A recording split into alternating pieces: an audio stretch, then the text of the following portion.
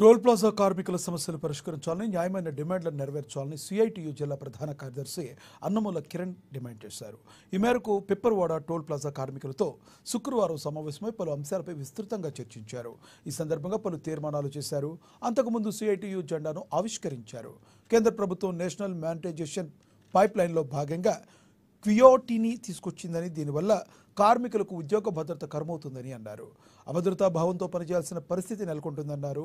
ఇప్పటికే కనీస వేతనం 26,000 ఇవ్వాలని, ఇతర సమస్యలు పరిష్కరించాలని ఓవైపు పోరాడుతుంటే మరోవైపు ఉద్యోగులను తగ్గించే ప్రయత్నం సాగుతుందన్నారు.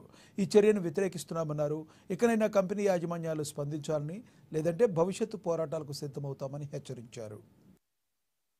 పిప్పర్వాడ toll plaza employees and workers union CIT ఆధ్వర్యంలో ఈరోజు సర్వసభ్య సమావేశాన్ని నిర్వహించుకోవడం జరిగింది.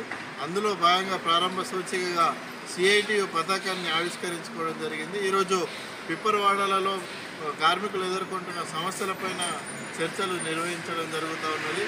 కేంద్ర ప్రభుత్వం ఏదైతే నేషనల్ మానిటైజేషన్ పైప్ లైన్లో భాగంగా టిఓటీని తీసుకొచ్చిందో, ఇది తీసుకురావడం అనేది కార్మికుల ఉద్యోగాలకు అభద్రతను తీసుకొచ్చిన పరిస్థితి. ఈరోజు ఏదైతే సదరు కంపెనీలు టోల్ ప్లాజాలను నిర్వహించడానికి ముందుకు వస్తున్నాయో, కార్మికులను అనేక రకాలుగా ఇబ్బందులు పెట్టే కార్యక్రమాన్ని చేస్తూ ఉన్నాయి. ఈరోజు కార్మిక సంఘాలు కార్మికులందరికీ కనీస వేతనం 26,000 రూపాయలు ఇవ్వాలి, ఉద్యోగ భద్రత కల్పించాలి, పిఎఫ్, ఈఎస్ఐ, పెన్షన్, ఇన్సూరెన్స్ లాంటి సౌకర్యాలు ఇవ్వాలని చెప్పేసి అడుగుతూ ఉంటే, కంపెనీలు మాత్రం ఉన్న వేతనాలను తగ్గించి కార్మికుల సంఖ్యను కూడా కుదించడానికి ప్రయత్నాలు చేస్తూ ఉన్నాయి. ఈ ప్రయత్నాలను వెంటనే విరమించుకోవాలని చెప్పేసి మేము సిఐటిగా ఈ కంపెనీలను హెచ్చరిస్తూ ఉన్నాం. అదేవిధంగా కేంద్ర ప్రభుత్వాన్ని ఒకటే డిమాండ్ చేస్తూ ఉన్నాం. టోల్ ప్లాజాలలో పనిచేస్తున్న కార్మికులందరినీ National Highway Authority of India ఉద్యోగులుగా గుర్తించాలి, కనీస వేతనం ఇవ్వాలి, ఉద్యోగ భద్రత కల్పించాలి, పిఎఫ్, ఈఎస్ఐ, పెన్షన్, ఇన్సూరెన్స్, ప్రమాద బీమా సౌకర్యాలను కల్పించాలని చెప్పేసి మేము కోరుతా ఉన్నాం. ఇవి కల్పించిన తర్వాతనే టిఓటీని అమలు చేయాలి.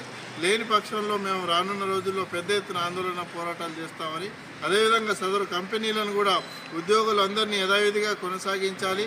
ఏదైతే వేతనాలు కొనసాగిస్తున్నారో ఆ వేతనాలకు 25% ఇంక్రిమెంట్ ఇచ్చి వేతనాలు ఇవ్వాలని చెప్పేసి మేము కోరుతా ఉన్నాం. లేని పక్షంలో రానున్న